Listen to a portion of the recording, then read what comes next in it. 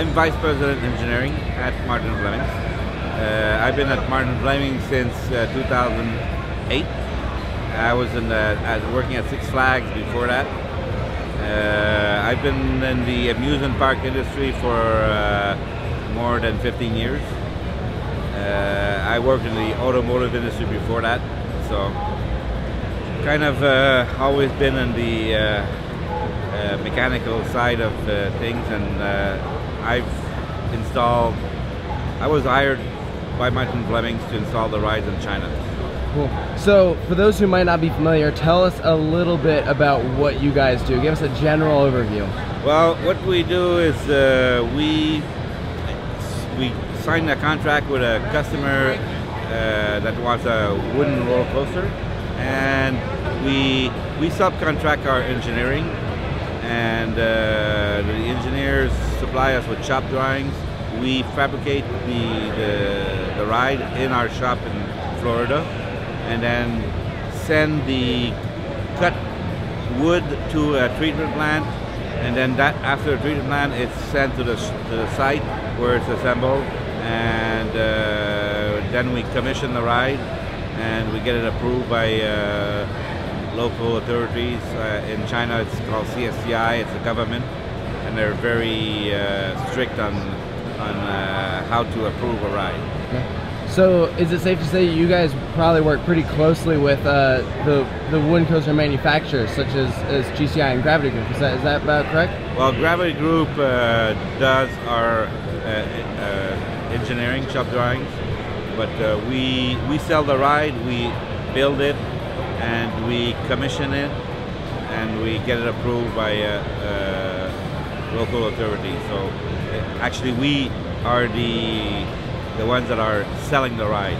Before we got started, you were talking to us a little bit about that process of how you guys really got started in China. Do you want to tell the camera, I guess, about that? Well, we built the first wood coaster in China, and once we did the wood coaster in Shanghai, which was the first wood coaster built in China, and Chinese people went crazy on wood coaster. Every other park that went to Shanghai, they looked at the coaster, they tried it, and they say, "We want one. We want one tomorrow." And so we were going crazy for the first. We built 1 year. We built 3 wooden roller coasters in China. It was like unbelievable. I was like running in between 3 construction sites. I had 3 erection crew working at the same time in China. It was, and then to make things nicer, the Chinese government decided to approve the 3 rides at the same time. So I was like running from one place to another, and China's a big country. When I say running, I mean running. So how is that? I'm guessing you guys have to do a lot of communication then with the Chinese government about it. So how is that process? Well, we have very good translators. We have two very good translators. One is right now is our sales director in China, and at the beginning we hired him as a translator, and now he has been dealing with the Chinese government, CSCI, with me, and we have come up with a pretty good relationship with the Chinese government, by showing them that we are doing things right, and they trust us. So that helps a lot in getting the rides approved, and they know that we take our business seriously. Well, we did a ride in Green Bay, the Zippin' Pippin. That was our last wood coaster in North America. We do install a lot of steel coasters. We just finished installing a Guschlauer coaster in the American Dream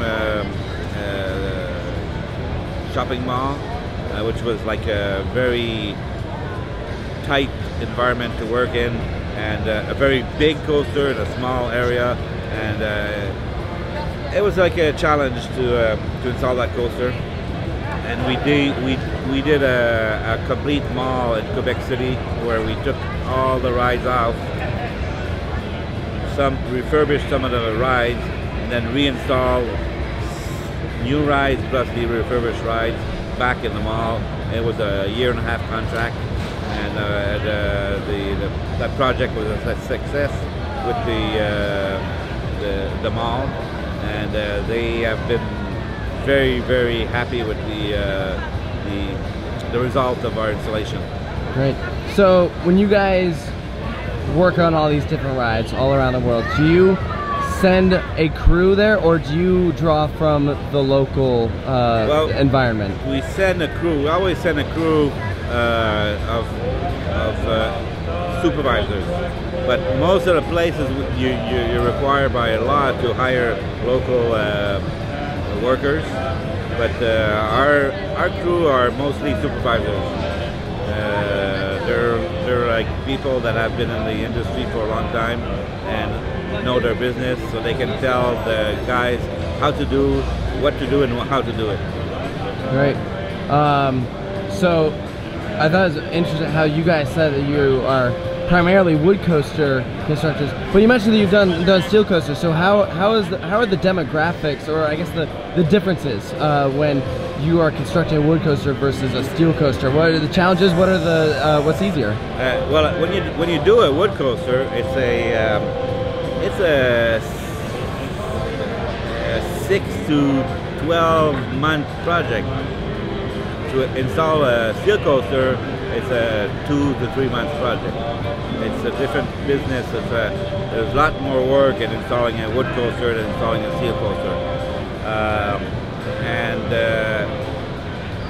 For me personally, the end result of a wood coaster is much more rewarding. Yeah. It's like more impressive when you finish and you look at what you've done, and the result of this monster structure, which sticks out in any park. Whenever you go to a park, first thing that sticks out is the wood coaster. You can have like any other ride, the wood coaster is going to stick out. So what's next for you guys? Well, I'm going in January in Jinan, which is in China. I'm going to build a wood coaster there, and then March, April, I'm going to Australia to build another wood coaster there, and then there will be more wood coaster next year. We're working on other projects right now. One thing I can say is that wood coasters are there to stay. They've been out there for a long time, and they are there to stay. Even with all the new technology that comes out, wood coasters are still a very popular ride in the amusement park industry. Great. And it's basically very simple technology, gravity. It's you just bring the car up, let it go. But the thrill is still the same that any ride can provide, and all the feelings that these new high-price technology ride can produce. Awesome. Well, thank you so much, Paul, for your time. We really appreciate it. No problem.